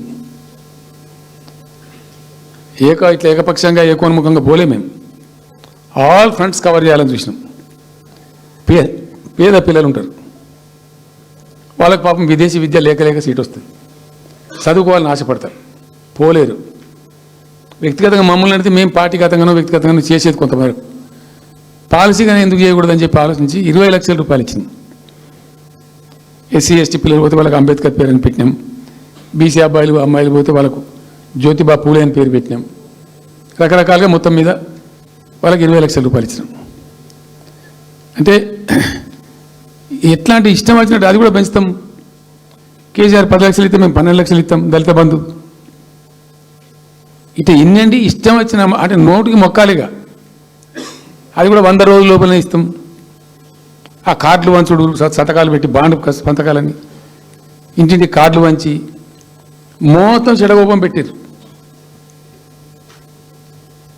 దిక్కుమాలిన దరిద్రం అంతా నెత్తిన పెట్టి కంప్లీట్ ప్రజలను టెంప్ట్ చేసి ఇలా వడ్లు కొంటలేరండి. సన్నాలు మొత్తం వడ్ల ప్రతి ధాన్యానికి లిస్టు, పెద్ద లిస్టు, శాంతాడంత లిస్టు. ఇక కందులకింత, మినుములకింత, పసుపుకింత, పప్పుకింత, మొక్కజొన్నకింత, అన్నిటికీ 500 బోనస్. అన్నిటికీ ఏమి దేనికి దిక్కు లేదు. పత్తి కొనే దిక్కు లేదు, వడ్లు కొనే దిక్కు లేదు. ప్రైవేట్గా అమ్ముకుంటారు, దోపిడికి గురి అమ్ముకుంటారు పాపం, ఏడ్చుకుంటూ కన్ననీళ్ళు కుక్కుంటారు. చివరికి వస్తే యూరియా సప్లై చేసే తెలివితేటలు లేవానండి. మా గవర్నమెంట్ ఉన్నప్పుడు రైతులు గ్రామాలలో ఒక ఆటో రిక్షాను డబ్బులు ఇచ్చి 10 బస్తాలు తెచ్చి బాబు అంటే తెచ్చి ఎలా పడేసిపోతుండే వాడు పొలం కాడ. ఇవాళ రైతులు రోజుల తరబడి, గంటల తరబడి చెప్పులు పెట్టి, బీఆర్ఎస్ లేకముందు చెప్పుల లైన్లు ఉండే, బీఆర్ఎస్ ఉన్న రోజులు చెప్పుల లైన్లు మాయమైనవి. మళ్ళీ ఇప్పుడు కాంగ్రెస్ రాగానే మళ్ళీ ఇప్పుడు చెప్పుల లైన్లు స్టార్ట్ అయిపోయినాయి వరుస పెట్టి. మళ్ళీ ఇప్పుడు ఏందో యాపో బోపో తెచ్చిండ్రు, అది ఒత్తితే నడచలేదు, పిక్తలేదు. అది ఈ ఎరువు బస్తాకు యాప్ ఎందుకైనా నాకు అర్థం కాదు. ఇంకా ఆ యాప్లో కూడా నాకు పూర్తిగా తెలియలేదు. నిన్న రాత్రి కూడా చెప్పే ఆ యాప్లో ఏముంటుందట. ఇప్పుడు నాకు పట్టిందా, అది ఎన్ని మాటలు ఇస్తారట. సపోజ్ నాకు 3 ఎకరాలు ఉంది, 3 ఎకరాలు ఉంటే ఎకరానికి 2 బస్తాలు చొప్పున 3 సార్లు ఇస్తారట. అది అంటే 3 సార్లు పోవాలి. ఇక యాడికి పోవాలో నాకే తెలియదు. ముఠమూల యాపే దొరకదు కాలబెట్టి. అది ఏదైనా చదువుకుని పోరాని పెట్టుకొని విని పట్టుకుని తిప్పలు పడదామంటే కూడా ఆ యాప్ ఒత్తితే ఏం కనబడుతుందట. యాప్ ఒత్తితే ఏం కనబడుతుందట. ఏ గోదాంలో ఈ రూల్ని చెప్తారట. అంటే ఇలా గతివేళ్ళలో చెప్తారు, రేపు సిద్దిపేటలో చెప్తారు, ఎల్లుండి సిరిసిల్లలో చెప్తారు. ఏ గోదాం పోవాలి, ఎటు పోవాలి. ఇంతకన్నా జోక్ ఉంటుందా. రైతులకు మండల కేంద్రంలో ఎరువుల దుకాణం ఉంటుంది, తప్పితే వాళ్ళకి తాలూకా కేంద్రంలో ఉంటుంది ఎక్కువ. ఆడ సాగుకారు ఉంటాడు, ఇచ్చేటోడు ఉంటాడు, అప్పిచ్చేటోడు ఉంటాడు. మనం బాగా విస్తరించామమ్మా. నేను ఏమంటున్నాంటే 7,100 కొనుగోలు కేంద్రాలు పెట్టినాం కదా, వాళ్ళ ఊర్లో పోయి కొన్నాం కదా. ధాన్యం నెత్తిన పెట్టుకొని వాళ్ళ అంగడికి వచ్చి ఈ మార్కెట్ అప్పుడు కూడా బంద్ చేసినాం కదా. అసలు రైతు సెంట్రిక్గానే మన పరిపాలన ఉండే కదా కంప్లీట్గా. అని మొత్తం సాప్ పట్టేసారు. ఇప్పుడు అరాసపాడలు వాడి 2 సార్లు రైతు బంధు కొట్టిండ్రు. పెన్షన్ 4,000 ఇస్తామని 2 నెలల పెన్షన్ కొట్టిండ్రు. చాలా భయంకరమైనటువంటి పరిస్థితి తీసుకొచ్చింది రాష్ట్రంలో. ఇంత దిక్కుమాలిన కథ. నిరుద్యోగ భృతి ఇస్తాము, ఇవాళ మొక్కాల ఎన్ని అసలు హామీలు. నిరుద్యోగ భృతి ఇస్తాము, తోక ఇస్తాము, నోటిఫికేషన్లు ఇస్తాము, జాబ్ క్యాలెండర్లు ఇస్తాము, విద్యా భరోసా కార్డు. ఇక వాడు చూసినోడు అడ్డం పడి అయితే ఓటేసారు జనం. జరిగింది ఏంది, టెంప్ట్ అయిపోయింది. ఏమైందంటే యాక్చువల్లీ ఫ్యాక్ట్ ఏంటంటే ఇదే తెలంగాణ భవన్లో ఎన్నికలకు పోతున్నాం 2014. ఎన్నికల కమిటీ, హామీల కమిటీ ఒకటి ఉండే, మేనిఫెస్టో కమిటీ. అది రాస్తాను. దానిలో 2-3 రిటైర్డ్ ఐఏఎస్ అధికారులు కూడా ఉంటే అప్పుడు ఒక సందర్భం వస్తే నేను అడిగిన, అసలు మనం పెన్షన్ ఎందుకు ఇస్తాం ప్రజలకు? Why do you give pensions at all? ఎందుకు ఇవ్వాలి అసలు? దానికి ఒక పరమార్థమో పర్పస్ ఉందా? అగాధం పట్టుకొని ఇట్లా పంచిపెట్టుడా ఏంది అసలు? మీ ఉద్దేశం ఏంటి సార్ అన్నారు. అనుకోకుండా దురదృష్టవశాత్తు కొందరు డెస్టిట్యూట్స్ అవుతారు, కొందరు ఫిజికల్ హ్యాండిక్యాప్డ్ అవుతారు. ఇలా మంచిగానే ఉన్నాం, ఏమో ఏమైనా ఒక యాక్సిడెంట్ అయితే కథం తెల్లారి మనం వికలంగా అయిపోతుంది, కదలలేని పరిస్థితికి వచ్చేస్తాం. రకరకాలు ఉంటాయి. వృద్ధాప్యం వస్తే పాపం వాళ్ళ పిల్లలు చూసి చూడకపోయారు, కొంతమంది పట్టించుకొని లేని వాళ్ళు ఉంటారు. అట్లాంటి వాళ్ళకు, అనాథలకు, ఆర్ఫన్స్కు, డెస్టిట్యూట్స్కు, విధివంచితులకు ఇచ్చేది పెన్షన్. అది ఎందుకు? అదొక పరమార్థం ఉండాలి. వాళ్ళు బిర్యానీ తినకున్నా, పెద్ద గందరగోళం లేకున్నా కనీసం 2 పూటలు పప్పు పచ్చిపులిసిన అన్నం తిని వాంజాల వాడు పండుకుంటట్టు ఉండన్న ఆ మేరకు ఇవ్వండి అని చెప్పినాం. అప్పుడు ఆయన గోయల్ సాబ్ అని ఉండే ఐఏఎస్ ఆఫీసర్. ఆయన ఉప్పుకింత పప్పుకింత అని అన్ని రేట్లు లెక్కబెట్టి 670 రూపాయలు ఇస్తే సరిపోతుంది సార్ అన్న. నేను గావాలకి ఇచ్చేందుకు కోషిష్ చేయను, 1000 రూపీస్ పెట్టు, పెద్ద కథ ఎందుకు అని 1000 చేసాం. దేనికన్నా కానీ 1000 రూపీస్ చేసినాం ఫస్ట్. సెకండ్ టర్మ్ నేను ప్రకటించిన, మళ్ళీ మేము గెలిపించుకొని ఈసారి గెలిస్తే వెంటనే 2000 రూపీస్ చేస్తామని చెప్పాను. మొదలు 1000 అనే కూడా అడగలే, మా అంతరం మేమే సుమోటోగా మాట్లాడి చెప్పి డే 1 గవర్నమెంట్ ఇచ్చిన ఫస్ట్ క్యాబినెట్లో డిసైడ్ చేసి 1000 రూపీస్ పెట్టాం. 200 to 1000, 1000 to 2000 also first మంత్ని. Second టర్మ్లో మా గవర్నమెంట్ వస్తే ఫస్ట్ మంతే, ఏ మంత్లో గవర్నమెంట్ వచ్చినా అదే మంత్లో 2000 రూపీస్ చేసినాం, జనానికి అందించినాం. జనం కూడా ఏమనుకున్నారు, కేసీఆర్ 2 అన్నప్పుడు 4 అన్నట్టుగా ఇస్తాడు కావచ్చు, టెంప్ట్ అవుతారు పాపం, సహజంగా పేదవాళ్ళు కదా, లేని వాళ్ళు కాబట్టి. మనది కాదు సబ్జెక్ట్, అది కాదు కదా. ఈయన 2 ఇచ్చిండు కదా, 200 2000 చేసిండు, ఈటి తప్ప 4000 చేస్తాడేమో అనే ఆశలో మా కోటేసే ఉద్దేశం ఉన్న ప్రజలు కూడా ఈ మాయల పడి పాపం టెంప్ట్ అయిపోయి గోల్మాల్ అయిపోయి ఓట్లు వేసినారు. ఇలా తలలు బాదుకుంటున్నారు, తిడుతున్నారు, భయంకరమైన తిడుతున్నారు. నిన్న నేను హైదరాబాద్ వస్తున్నాను, నిన్న నేను మా ఫామ్ నుంచి బయలుదేరి వస్తుంటే ఒక 10 చోట్ల ప్రామిస్ చెప్తాను. 10 ప్లేసెస్లో పక్క పండు వచ్చుకోగానే కార్లో కూర్చున్నాడు, 2 స్టీరింగ్ ఇచ్చిపెట్టి 2 చేతులు మీకు పెట్టిండు. బాస్ మళ్ళీ మనం జల్దీ రావాలి, మనమే వస్తున్నాము, నెక్స్ట్ మనమే ఆయన దుంకుతున్నాడు. ఆ మోటార్ పైకి వేసేవాళ్ళు వాడు పక్కన డుర్రమన్న పక్కన వచ్చి నెక్స్ట్ మనమే సార్ వచ్చేతను అంటారు పోతుండ్రు. హైదరాబాద్ సిటీలో అనేక ప్లేసెస్లో కనీసం ఒక 10-12 ప్లేసెస్లో అట్లా చెప్తున్నారు జనం. అది దేనికి సంకేతం? మీ మీద ప్రజలు విశ్వాసం కోల్పోతున్నారు రోజు రోజుకు, మీ చర్యల వల్ల, మీ పిచ్చి పనుల వల్ల. ఇంకోటి ఏంది, మీరు చేసే చర్యలు ఎట్లున్నాయి? మొత్తం రియల్ ఎస్టేట్ బ్రోకర్ దందానేనా? ఫార్మాసిటీ ఎందుకు వచ్చిందండి? ఫార్మాసిటీ మా ప్రభుత్వం ఎందుకు వచ్చింది pharma city? Why did we bring pharma city at all? అనుకోకుండా కొన్ని ప్రాంతాలకు, కొన్ని రాష్ట్రాలకు కొన్ని సందర్భాలు కలిసి వస్తాయి. భారత ప్రభుత్వం ఆనాడు ఉన్నటువంటి నెహ్రూ గారి ప్రభుత్వంలో ఈ ఫిలకో వ్యాధి, కలరా వ్యాధి వ్యాపించి ప్రజలు ముబ్బడిగా చచ్చిపోయేది. ఎట్లా అంటే దీనికి ప్రాపర్ మెడికేర్ లేదు, ఎక్కడికక్కడ లోకలైజ్డ్ ప్రొడక్షన్స్ ఉండాలని చెప్పి ఐడిపిఎల్స్ అని పెట్టిండ్రు, కొన్ని కీలక రాష్ట్రాలలో పెట్టిండ్రు. అందులో మన అదృష్టంకు ఆ టైంలో హైదరాబాద్ కూడా ఐడిపిఎల్ వచ్చింది. ఐడిపిఎల్ యొక్క పుణ్యమా అని దాంట్లో నుంచి కొంతమంది నేర్చుకొని బయటకు వచ్చి, డాక్టర్ అంజిరెడ్డి కూడా ఐడిపిఎల్ ఎంప్లాయ్, బయటకు వచ్చి వాళ్ళు స్వయంగా పెట్టి చాలా విస్తరించారు, చాలా అంటే చాలా విస్తరించారు. ఆయన దగ్గర అంజిరెడ్డి దగ్గర పనిచేసినప్పుడు బయటకు వచ్చి వాళ్ళు పెట్టుకొని వాళ్ళు విస్తరించారు. ఇట్లా ఏమైపోయింది, Hyderabad has become a medical hub, pharma hub. ఒక ఆయన వచ్చి నాకు డబ్బులు బాగున్నాయి కాబట్టి నేను 10,000 కోట్లు పెట్టి పరిశ్రమ పెడతాను, నడవది, ఎవరు అంటే పెడతా అంటే దానికి ఎక్కువ కావాలి. అంటే ఆ ఎంప్లాయీస్, ఆ టెక్నీషియన్స్, ఆ కథ కార్ఖానా ఎక్కడైతే ఉంటుందో అక్కడ సక్సెస్ అవుతుంది. అట్లా ఏమైంది, ఫార్మా యొక్క ఎక్కువ బిల్డ్ అయింది హైదరాబాద్లో. ఫార్మా యొక్క ఎక్కువ బిల్డ్ అయిన ద్వారా చాలా ఇబ్బడి ముగ్గుడిగా కంపెనీలు వచ్చినాయి ఇక్కడ.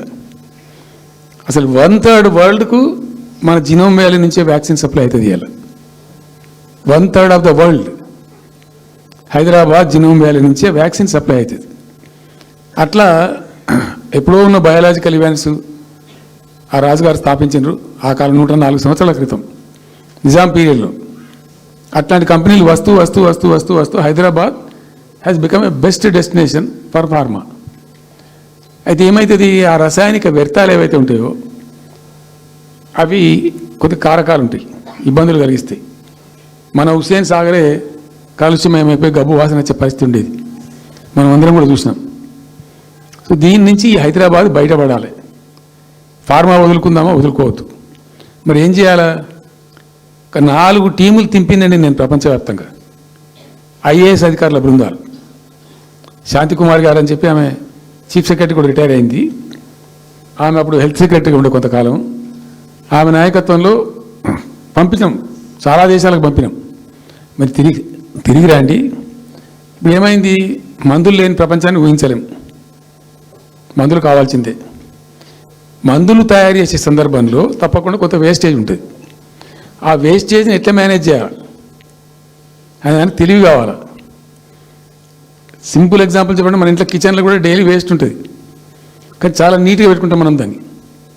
ఆ వేస్ట్ని డిస్పోజ్ చేస్తాం, కిచెన్లోనే ఉంచితే చచ్చిపోతాం కాబట్టి ఆ భయానికి క్లీన్ పెట్టుకుంటాం, మన ఓన్ కిచెన్ కాబట్టి. ఎగ్జాక్ట్లీ ఎట్లయితే కిచెన్ క్లీన్ పెడతారో వాటిని కూడా అట్లా క్లీన్ పెట్టాలి. అది ఒక ఫార్మా కంపెనీ ముందు నుంచి మనం పోతున్నాం అనుకోండి, మన దగ్గర అయితే వాసన వస్తుంది, మనకు తెలుస్తుంది ఇదేదో మెడిసిన్ తయారు చేసే కంపెనీ అని. లేదు, యూరోప్లో లేదు, యూఎస్లో లేదు, చాలా దేశాల్లో లేదు, చైనాలో లేదు, అసలు గొట్టం నుంచి పొగరాదు. సో మనం ఆ మాత్రం టెక్నాలజీ మనం పెట్టుకోలేమా, పెద్ద ఇష్యూ అని చెప్పి ఐఏఎస్ అధికారుల బృందాలను తింపిన నేను అనేక దేశాలకు తింపి పంపించి, హైదరాబాద్లో ఫార్మా ఉంది కాబట్టి హైదరాబాద్ యొక్క లార్జర్ ఇంట్రెస్ట్లో ఫ్యూచర్ దృష్ట్యా ఫార్మాను కాపాడుకోవాలి, ఆ ఎక్కువ పోనీయద్దు, ప్లస్ ఈ కాలుష్య భారం నుంచి ప్రజలను రక్షించుకోవాలి.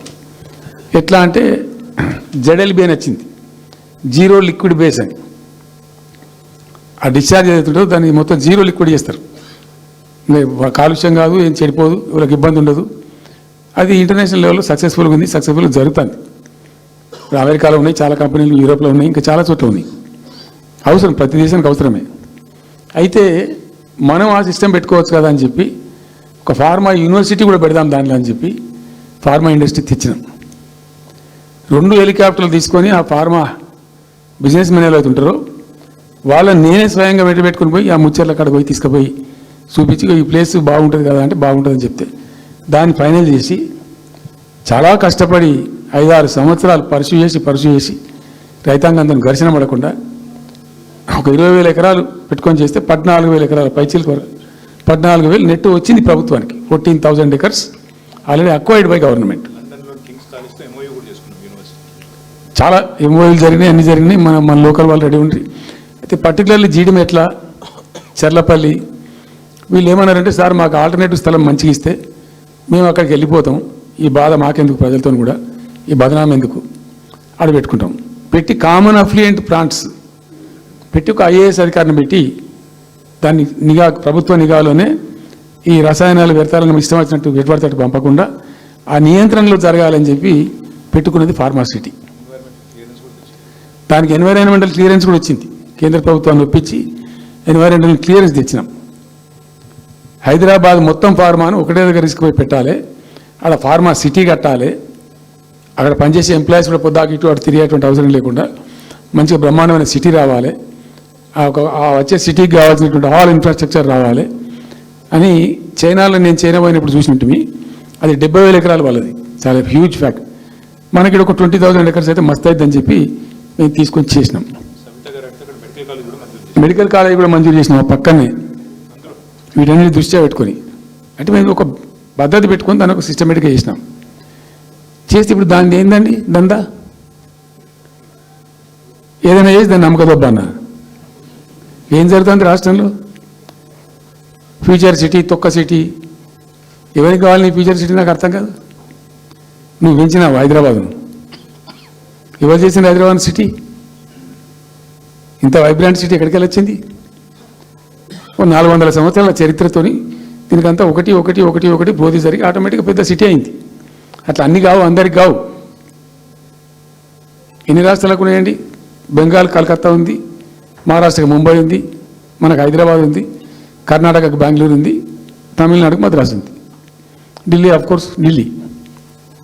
వేరే రాష్ట్రాలకు లేవు కదా, 28 రాష్ట్రాలకు ఉండేవి. సో ఇంత మహానగరం నిర్మితమైంది. ఈ నగరం యొక్క భవిష్యత్తును దృష్టిలో పెట్టుకొని పెట్టిందే ఫార్మాసిటీ. ఈ సిటీ మొత్తం గబ్బులు వేసిపోవాలి ఇక్కడ దాంతో నువ్వు తీసుకుపోయాలి ఫ్యూచర్ సిటీ తోక సిటీ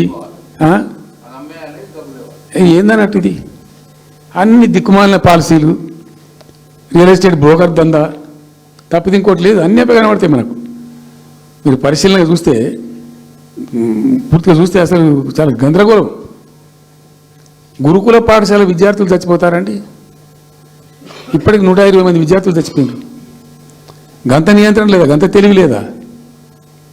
ఒక గట్టి అధికారిని పెట్టి గట్టి చర్య తీసుకోరాదా? నువ్వు ఏందో చేస్తాము నీ ఫ్యూచర్ సిటీ తోక సిటీ ఈ పోరగాళ్ళని చేస్తారు.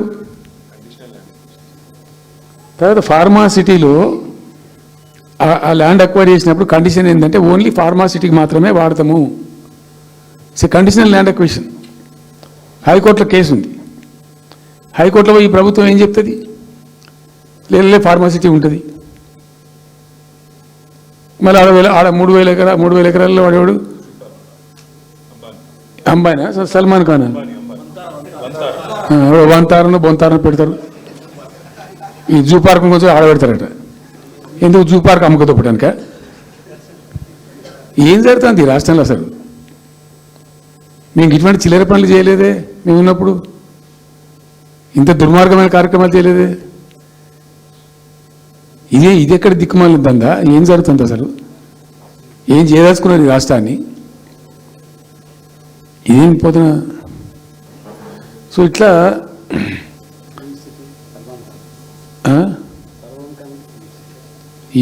అది ఏందో నేను ఒక్కటే మాట్లాడుతున్నానండి.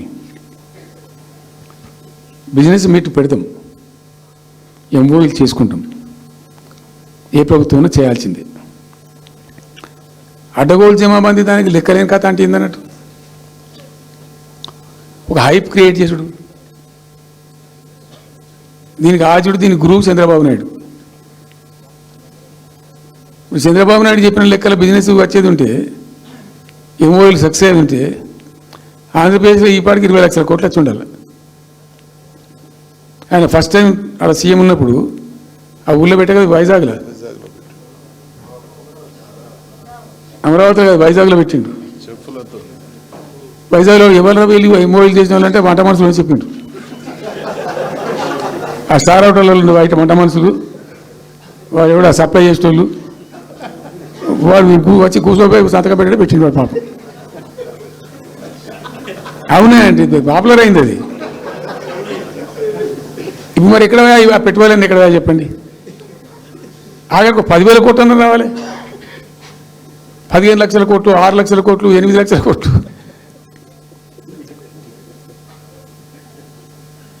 అయితే అప్పుడు తమాషా జరిగింది. ఈ భోపాల్ ముఖ్యమంత్రి, అప్పుడు నేను ముఖ్యమంత్రి నుండి భోపాల్ ఉన్న ఆయన పేరు శివరాజ్ సింగ్ చౌహాన్, ఆయన సీఎం ఉండే. ఆయన ఆ ప్లానింగ్ అదే ఇప్పుడు నీతి ఆయోగ్ ఉంది కదా, దానిలో సబ్ కమిటీకి ఆయన చైర్మన్. నేను భోపాల్లో పెడతా బాయ్ సాబ్ జర వచ్చిపోను ఖచ్చితంగా ఊరికే బతిమాలితే ఫోన్ల మీద ఫోన్లు చేస్తే ఏం భోపాల్ లేవా మీరు చూసుకొని అంటే, లేదు సార్ నువ్వు తప్పకుండా రావాలంటే సరే అని పోయినండి. అయితే ఆడొక ఇండస్ట్రీ మినిస్టర్ ఉంది, వాళ్ళ గవర్నమెంట్కి ఉంటారు కదా, మధ్యప్రదేశ్కు. ఆమె వచ్చి నీ కొడుకు వచ్చి బాగా ఆగమాగం చేస్తానని మమ్మల్ని అంటే ఎందుకు చేస్తాడమంటే ఆయన అదొకటితోటి మాట్లాడి ఎక్కువ చేసుకుంటుండే బాగా అంటే నువ్వు కూడా అన్నాడు గట్టిగా చెయ్యి. ఆమె వసుంధర రాజే చెల్లెలు, ఆమె పేరు యశోధర రాజే అన్నది. అంటే నేను అంతకుముందు ఒక కొద్ది రోజుల ముందే నేను భోపాల్ పోవడానికి ఒక దాదాపు 2-3 మంత్స్ బిఫోరే మోడీ గారు వచ్చింది. అక్కడ వచ్చి 14 లక్షల కోట్లకు ఎంఓయూ చేసి పడేసింది. ఇది మధ్యప్రదేశ్ గవర్నమెంట్. నేను మొన్న 14 లక్షల కోసం చేసింది కాదమ్మా, మీకు నాకు అర్థం కాదు, నీకేం రాలేదంటావు నువ్వు. ప్రధానమంత్రి మీకు సపోర్ట్ ఉండే, మీకు పార్టీ మీకు మంచిగా నీకు ఇంత లాభం ఉంది అంటే ఓ సో బోగసాయి సాబా ఆమె నాతో ప్రాంతం చెప్తాను. నేను ఐ వాజ్ షాక్డ్. అది వచ్చేదా పోయేస్తానంత వాటిగా గ్యాసు అంటే ఈ గ్యాసులు ఎవరిని మోసం చేయడానికి ఇంత వంచిస్తారా ప్రజలను? నికరంగా వస్తే పెట్టుబడులు రావాలి కదా, కనబడతాయి కదా. ఆ పెట్టుబడులు వస్తే లాభాలు జరుగుతాయి, ఉద్యోగాలు వస్తాయి, ఫ్యాక్టరీలు వస్తాయి. అడిషనల్ ఇన్కమ్ జనరేట్ అవుతుంది, స్టేట్ గవర్నమెంట్కి జిఎస్టీ పెరుగుతుంది, ఏం లేదు బట్టివే గ్యాస్. మొన్న వీలైతే చెప్పి 5 లక్షల నువ్వు కొంచెం తగ్గించి చెప్తున్నావు. నేను పేపర్లో చూసుకుంటే 575. లక్ష కోట్లు పెడతా అన్నాడు, అలాగే కంపెనీ ఇంకో దాంట్లో కలిపేసిండు. ట్రంప్ కంపెనీ వాడు వచ్చి 1,00,000 కోట్లు అనౌన్స్ చేసిండు, అది వేరే కంపెనీలో కలిపేసిండు, అయిపోయింది. ఇట్లా ఇది ఏమి ట్రంప్ ఓడికి ఇంపి అంతా ఏం పంచాయతీ? ఇట్లా ఇట్లా ఈ మోసాలు చేసి ప్రజలను ఎంతకాలం పంచిస్తారు? రియల్గా కాంక్రీట్ టర్మ్స్లో రియల్గా రావాలి, కృషి చేస్తే నిజంగా తండ్రాడాలి. మా గవర్నమెంట్ వచ్చిన నాడు హైదరాబాద్ నుంచి సాఫ్ట్వేర్ ఎక్స్పోర్ట్స్ 57,000 కోట్లు ఉండేనండి. మేము దాన్ని 2,47,000 దాకా తీసుకుపోయినాం. స్టెప్ అప్ చేసుకుంటూ వాటిని నరికితే గాలిలో మాటలు చెప్తే వస్తాయా? మీ బిజినెస్ మీట్లు పెట్టలే, కాంక్లేవులు పెట్టలే, ఏం లేదు, పరదాలు కట్టలే. బెస్ట్ పాలసీ చేస్తే ఆటోమేటిక్గా అట్రాక్ట్ అయి వస్తారు. నేను చెప్పిన అప్పుడు ఒక ఆయన ఉండే, పాప ఆయన చీఫ్ సెక్రటరీ కూడా రిటైర్ అయ్యిండు, ఆయన పేరు ఉండే మాధవరావు వాళ్ళు, ప్రదీప్ చంద్రకు చెప్తే ఆయన పాలసీ తయారు చేయమని చెప్తే తెప్పించండు. పాపం చాలా దేశాలకు తెప్పించండు. ఒక 50 సార్లు రిజెక్ట్ చేసింది. ఇట్లా కాదు, నాకు కాంక్రీట్ కావాలి, ఇంకా మంచి కావాలి చెప్పి చాలా కష్టపడి చేసిండు. I must appreciate him. The best policy was brought in. తెచ్చిన తర్వాత కూడా ఎట్లుంటుందంటే, ఒక కంపెనీ వాడు వచ్చిండు, ఫాక్స్కాన్, ఆ మహారాష్ట్రలో కొట్టుకుపోయింది. ఫాక్స్కాన్ అనే కంపెనీ చాలా పెద్ద కంపెనీ వాస్తవానికి.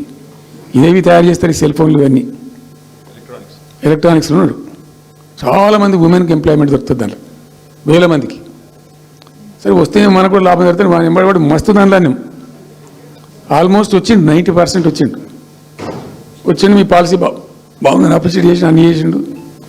యాళ్ళకు వస్తే మహారాష్ట్ర ప్రభుత్వం 3,000 కోట్ల రూపాయలు వానికి నగదు ఇన్సెంటివ్ ఇస్తాను, వాడు కొట్టుకుపోయాడు. 3,000 crores ఎదురిస్తేనే నీకు డబ్బులని తీసుకుపోయాడు. అప్పుడు మనకు అంత కెపాసిటీ లేకుంటే సరే రియల్ ట్రై చేస్తే, కాంపిటీషన్ ఉన్నప్పుడు ట్రై చేస్తే కొన్ని సందర్భాలు జరుగుతాయి, కొన్ని జరిగాయి. ఉన్నట్టు తెలుసు, కట్టండి కదా, నడుస్తుంది కదా, ఫ్యాక్టరీ స్టార్ట్ కూడా అయింది కదా ఆల్రెడీ. సో అట్లా రియల్ ఎఫర్ట్ చేస్తే కొంత జరిగేటువంటి ఆస్కారాలు ఉంటాయి. వెల్స్ పని కానీ, వరంగల్లో వస్తున్నటువంటి మెగా టెక్స్టైల్ పార్క్లో కైటెక్స్ కానీ, చాలా వాళ్ళు ఎంబడివాడి తనలాడి తిప్పలవాడి అది చేసి పట్టుకొస్తే ఓటి సమకూడకుండా పోతుంటుంది. కానీ వట్టి హైప్ క్రియేట్ చేసి మందిని మోసం చేసి ఎన్ని రోజులు ఇస్తారు? ఆత్మవంచన, ప్రజావంచన. ఏమైనా వస్తుందిరా బాబు అంటే ఏమి రాదు. ఈ గ్యాస్ల ప్రజలను పెట్టి ఇప్పుడు ఇస్తాన 2,500 దిక్కులేదు మహిళలకు, 1 కోటి మంది మహిళలను కోటీశ్వర్లను చేస్తాం. కాంగ్రెస్ మంత్రులంతా కూడా పాడవాడు, ఏమి ఎట్లా చేస్తావా 1 కోటి మంది మహిళలను కోటీశ్వర్లను? మీ దగ్గర ఉంటేనా? ఉన్న రెవెన్యూ పీకింది రాష్ట్రాన్ని, లోపలికి అయిపోయింది. మేము ఉన్నప్పుడు గ్రోత్లో 50% లేదు. అసలు మీ గ్రోత్ గురించి అవగాహన ఉందా? ఒక్కొక్క రూపాయి కూడబెట్టాలి, ఎట్లా తీసుకుపోవాలి? నేను ముఖ్యమంత్రి అయిన తర్వాత నన్ను ఎంతమంది టెంప్ట్ చేసినా ఐఏఎస్ ఆఫీసర్లు వాళ్ళు వీళ్ళు, ₹1 రిజిస్ట్రేషన్ ఛార్జ్ పెంచారు నేను 4 ఏళ్ళ దాకా, నాట్ ఈవెన్ సింగిల్ రూపీ. ఉల్టా నేను వాళ్ళని పిలిచి మీకు ఏం కావాలి, రియల్ ఎస్టేట్ బాగా మంచిగా చేసుకుపోవాలి, హై క్లాస్ రావాలి అంటే ఎట్లా? హైదరాబాద్లో కూడా స్కై లైన్ రావాలని చెప్పి 3 ఏళ్ళు తిప్పలవాడానండి నేను, 3 years. ఎందుకంటే స్కై లైన్ రావాలని నోటి మాట అంటే రాదు, దానికి కూడా ఎక్కువ కావాలి. ఆ 50 అంతస్తులు 60 అంతస్తులు మీదకి పోయి కట్టేటువంటి ఆ క్రేన్ ఆపరేటర్లు, క్రేన్ డ్రైవర్లు, దానికి సంబంధించిన సరంజామా అంత ఉంటుంది. ఆ ఎక్కువ వస్తే ఆ స్కై లైన్ వస్తుంది. ఆ ఎక్కువ తేవడానికి చాలా కష్టపడాల్సి వచ్చింది. ఇప్పుడు ఈ రాజభవన్ పక్కనే గేట్ పక్కన ఒకటి ఉంటుంది చూడండి, కాదు ఒక టవర్ ఉంటుంది ఒకటి. నేను అప్పుడు నేను పోతుంటే ఈ పునరుద్ధీసిండు, మంచి స్పాట్ ఇది, వాటర్ ఫ్రంట్ ఉంటుంది హుసేన్ సాగర్. అతను చెప్పుడే మనం స్కై లైన్లో భాగంగా ఇద్దాము, 50 అంతస్తులకు ఇద్దామని చెప్పి ఆగమంటే ఆయన ఎవరు రాజుగారు ఆగలే, ఆయన గతగా కట్టుకోండి పాపం. It took me 3 years to bring sky line to Hyderabad.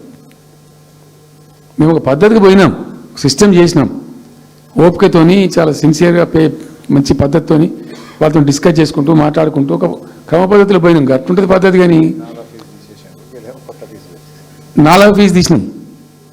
10% ఏదో ఫీజు ఉండే, తర్వాత ఆర్డీఓ ఆఫీస్కి పోవాలి సార్, ఈ ఫీజు ఏమో కానీ ఆ ఫీజు ఎక్కువ అవుతుందని వాళ్ళు చెప్పిండ్రు. అది తీసేవతల వాడేసినాం. అది తీసేసినాం. ఆర్డీఓ గారు పోయే అవసరం లేకుండా కూడా చేసినాం. ఇప్పుడు అదొక ఫీజు. ఆ ఫీజుతో ఏమైంది, ఆయనతో బీకింది. హైదరాబాద్ రియల్ ఎస్టేట్ గంగలు కలిసింది.